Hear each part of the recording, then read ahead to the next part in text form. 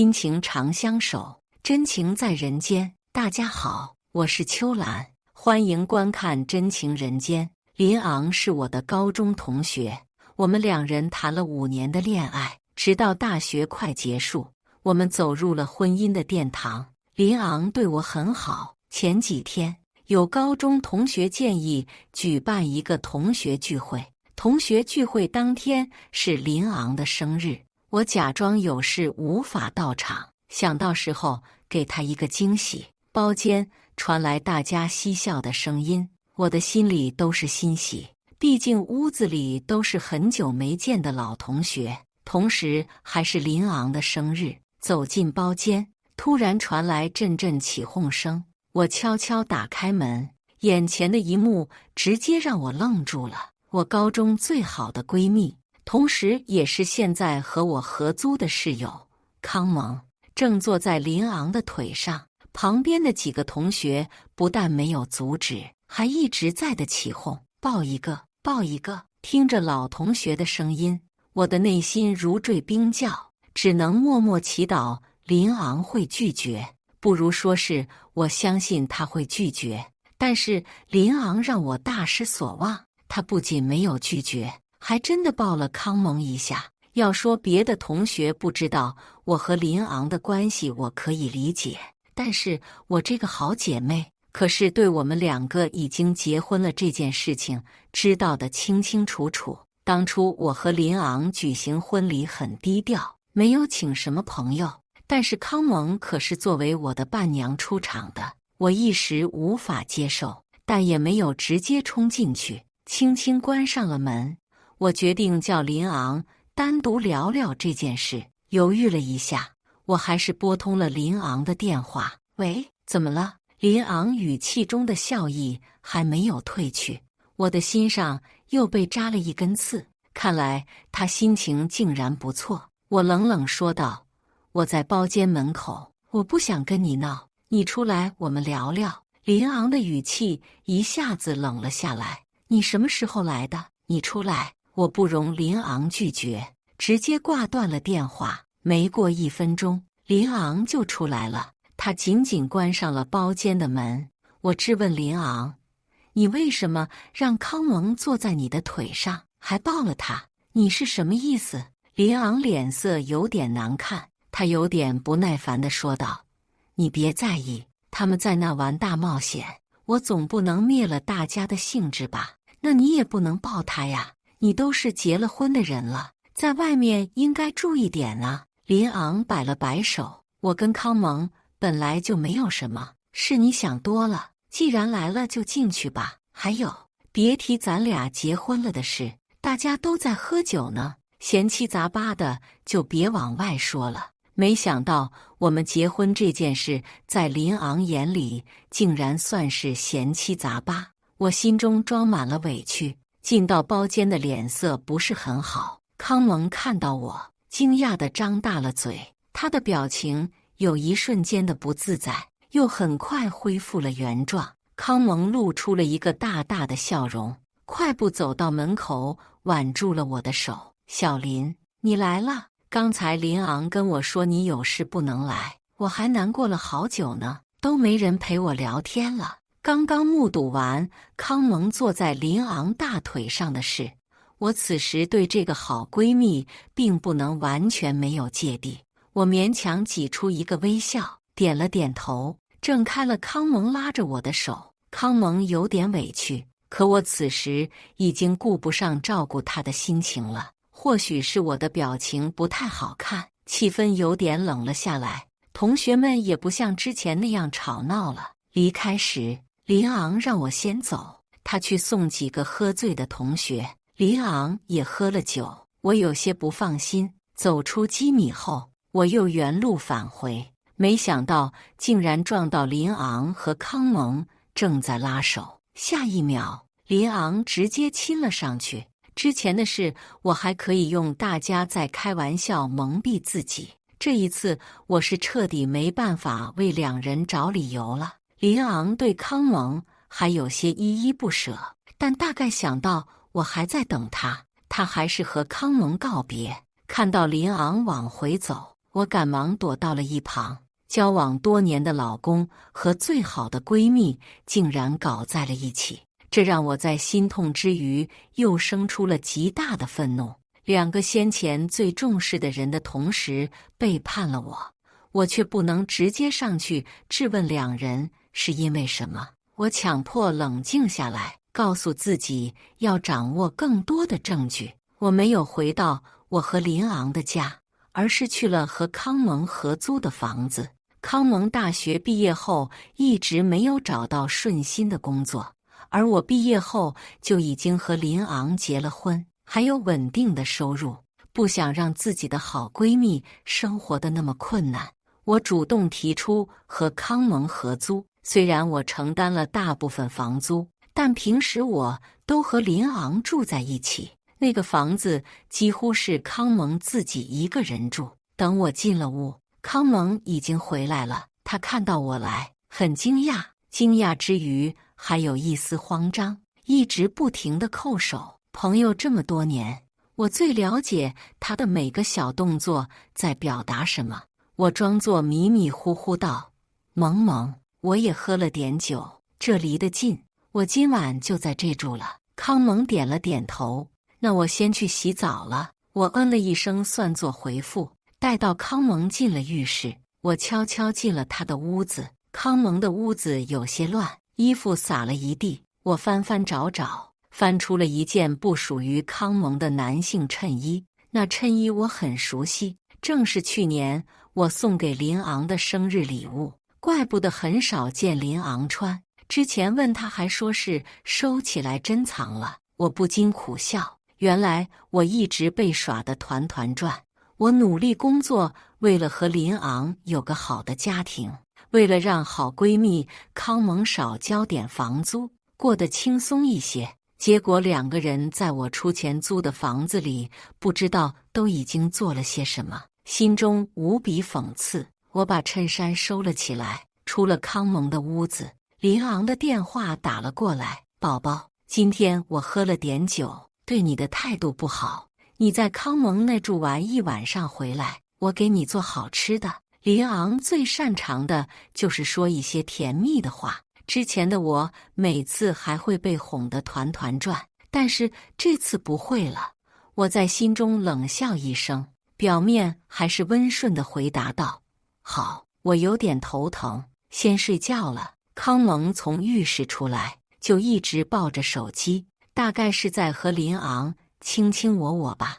我强忍住内心的不适感，等康蒙睡着以后，拿过了他的手机。作为好闺蜜，我当然知道他的手机密码，只是我之前从来没有看过他的手机。林昂和康蒙的聊天记录翻都翻不完。让我没想到的是，两个人已经搞在一起很久了。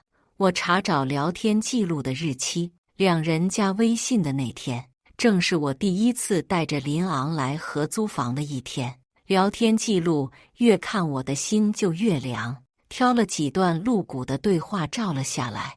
我把康蒙的手机放回了原处。康蒙从浴室出来，我已经进了我的屋子，心中波涛汹涌，但表面上一点没有流露。期间，康蒙来了好几个电话，他都看看我，然后挂断。心中有一种感觉，这就是林昂的电话。林昂也真是大胆，知道我和康蒙在一起，还敢打电话来。为了成全他们这对有情人，我闭上眼睛，装作已经睡着了的样子。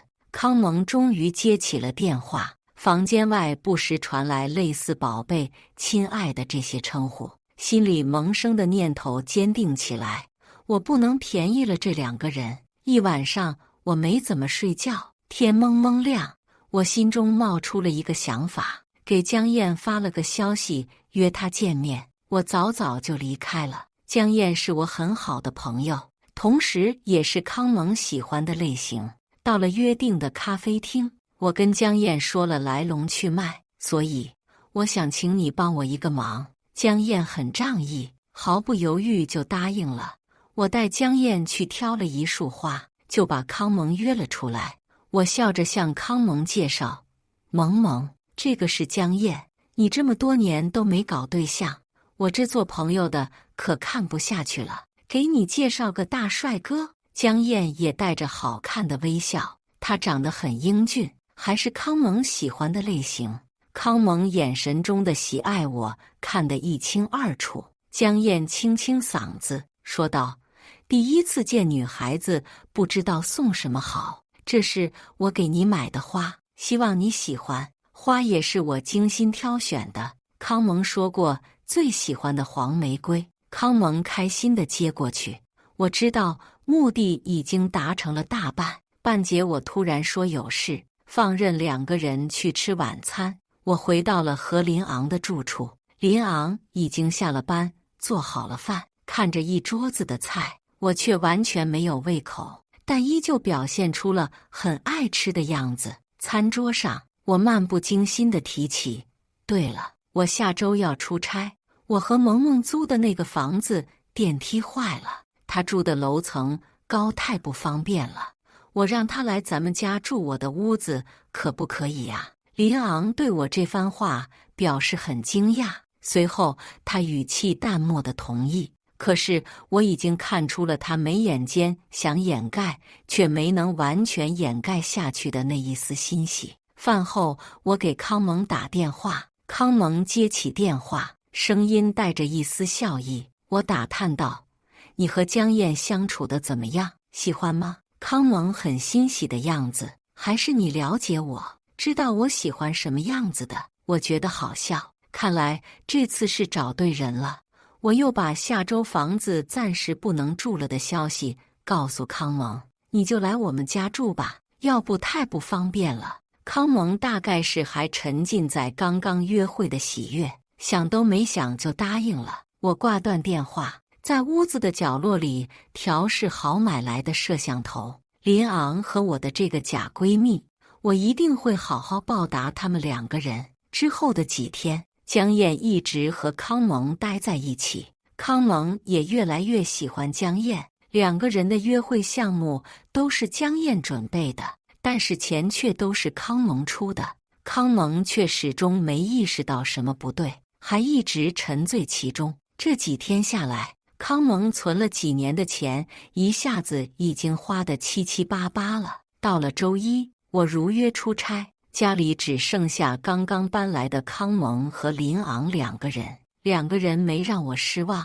一见面就亲了起来。之后的事也被摄像头一丝不落的都录了下来。我保存下视频，看着两人亲热的画面，心中已经没有伤心了，只有一种看错了人的悔恨。两人结束后，我给康蒙发了条信息，约他出来，楼下咖啡馆，别告诉林昂是我约的你。康蒙大概很疑惑，但终究还是没告诉林昂。康蒙很快下楼，坐到我的面前，我露出一个笑容，说道：“怎么样，和林昂玩得开心吗？”康蒙一下子变了脸色，脸上是抑制不住的慌张。他磕磕巴巴地说：“小林，你说什么呢？我和林昂能玩什么？”我不说话，就这么看着他。康蒙越来越心虚：“你是什么意思啊，小林？”我拿出了一个计算器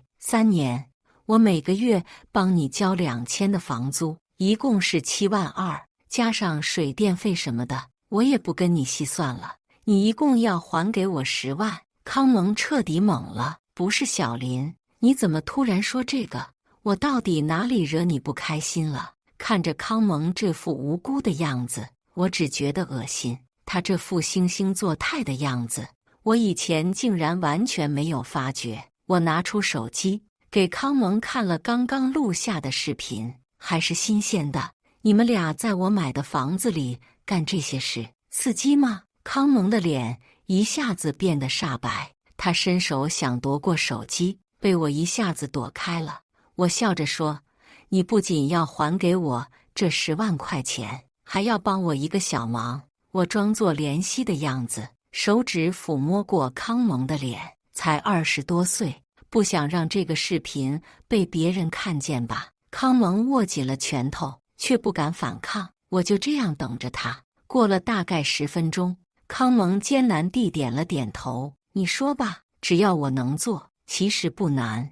我只需要你陪我演一出戏。江燕依旧对康蒙很好，大概是在我这受够了气，康蒙越发依赖起江燕，在江燕身上花的钱越来越多。到了我和康蒙约定好的日期，我约了林昂的几个朋友和林昂的父母来家里吃饭。我对外说是我俩的结婚纪念日，想邀请大家一起来庆祝，实则我是要让他最重要的几个人聚在一起，陪我见证这一出好戏。康蒙早早来到了我家，康蒙一来，我就离开了。林昂还是很急不可耐，可因为跟我约定好，康蒙一直在推拒。等林昂拖得差不多了，我带着一行人来到了家门前，说是给林昂一个惊喜。大家都默契地放轻了脚步，客厅很安静，只有卧室里不时传出一点模糊的声音。林昂的几个兄弟互相给了个眼色，一起冲进屋子。我能明显地看到床上的林昂的身子颤抖了一下，心里觉得有些好笑，表面上却表现出一副惊讶的样子。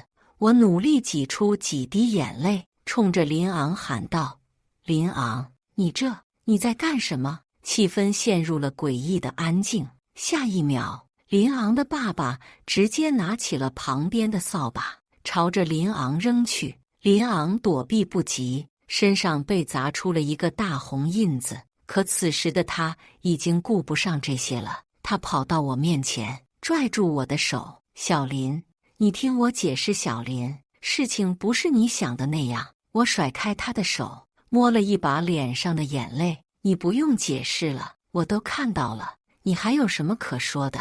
一旁的林昂妈妈有些站不住了，林昂扶住了他，却被他一下子甩开：“你混蛋，我们没有你这样的儿子。”林昂妈妈说话有些断断续续。林父看了站不住了，冲着林昂说道：“我们家算是容不下你这尊大佛了，林家没有你这个孩子，咱们断绝父子关系。”说罢，林父就扶着林母离开了这个混乱的地方。林昂的朋友没有说话，但神色各异，大概心里早已经对林昂这个人大有改观。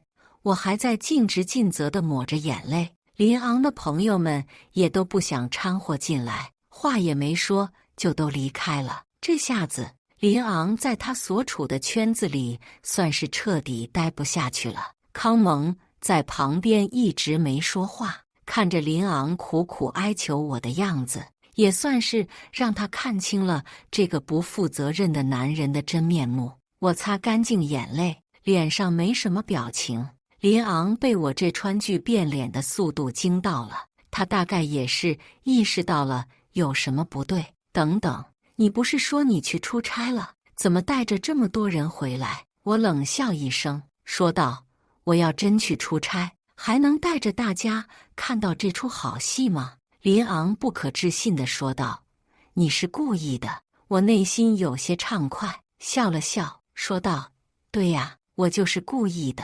而且我还和康蒙串通好了，我们两个就是在玩你，怎么样，开心了吗？”林昂的脸都红了，他愤怒地看向康蒙，康蒙被他的眼神看得有些害怕。下一秒，林昂就扇了康蒙一巴掌：“你这个贱人，竟然敢玩我，看我不弄死你！”林昂此时已经没有理智了，我拿出手机，迅速报了警。上前拽开了林昂，他还想再打康蒙，却也抵不过我们两个人的力气。不过即使被控制住，林昂的嘴里还是在不停地咒骂。不一会儿，门外就响起了杂乱的脚步声，几个警察鱼贯而入。林昂怎么也没想到我就直接报警，他脸色难看，还想狡辩。我拿出了之前放在屋里的摄像头，没想到林昂会这么冲动，摄像头又派上了用场。我和康蒙都被带到警察局做笔录，但因为视频清清楚楚，没给林昂狡辩的机会，他被直接拘留了。出了派出所，外面的天已经暗了。林昂这边的事情算是告一段落。我看向康蒙，接下来就是我的好闺蜜。我给江燕发了一个消息，江燕很快出现。康蒙看到江燕还有些惊讶，他努力挤出一个笑容上去，就想挽江燕的手，之后被江燕一把拍开。江燕不留情面地说道：“康蒙，我们分手吧。”康蒙一时没反应过来，等他理解江燕的话，眼泪一下子就掉了下来。江燕继续说道：“我就是故意接近你，我也没真的喜欢过你。现在我们可以结束了。”这话对于康蒙无疑是晴天霹雳。我当然知道康蒙已经喜欢上了江燕，存下来的钱也为江燕花得所剩无几。我正是想让他也试试被喜欢的人抛弃的滋味，毕竟我之前也是真的很爱林昂。我上前挽住了江燕的手，江燕又重新露出了笑意。康蒙瞪着我，我冲他摆了摆手：“你和江燕是什么关系？”康蒙质问我，我有些不以为然道：“就是你想和他成为的那种关系了。”康蒙眼眶通红，整个人都很凌乱，但我心中并没有怜惜，因为是他先手伤害了我。哦，对了，别忘了我的10万块钱。说罢，我心满意足，拽着江燕离开。等到出了康蒙的视线，我才放开了江燕。江燕，谢谢你啊，帮大忙了。我有些不好意思。自始至终，我让江燕去接近康蒙，她都毫无怨言。江燕看着我：“小林，和我在一起好不好？”我一下子有点发懵，我有些不知道该说什么。但是江燕对我的好，我确确实实看在眼里。江燕摸了摸我的头：“不要因为林昂那一个人渣就怀疑我，我和他不一样，要不要和我相处试试？”我心跳得很快，江燕的眼神很认真。我鬼使神差地点了点头。在见到林昂是1个月以后，他早已没有了之前那副衣冠楚楚的样子，脸上布满了胡茬，衣服也很破旧，没人陪他来法院。林昂大概已经孤立无援了。我向法院提交了林昂的出轨视频，法院判决了离婚，婚后大部分财产都归了我。林昂还要赔给我一笔精神损失费。大概林昂的公司也知道了一些事情。林昂进了派出所没几天就被辞退了，他要赔给我的损失费。对于现在的林昂来说，可谓是一笔天文数字，可是也没人会帮他了。那之后，我不再拼了命的上班，每个月有2笔固定的收入，分别来自康蒙和林昂的赔偿。我和江燕也相处得很好，最后我决定要和他在一起。虽然经历了一场失败的婚姻，但是恶人都得到了恶果，我也找到了属于自己的幸福。虽然中间经历波折，但一切都在朝着好的方向发展。感谢大家的观看，欢迎大家在下方评论区讨论。如果你喜欢这类故事，记得点击订阅《真情人间》，并分享给更多的人，这会对我帮助很大。再次感谢大家的观看。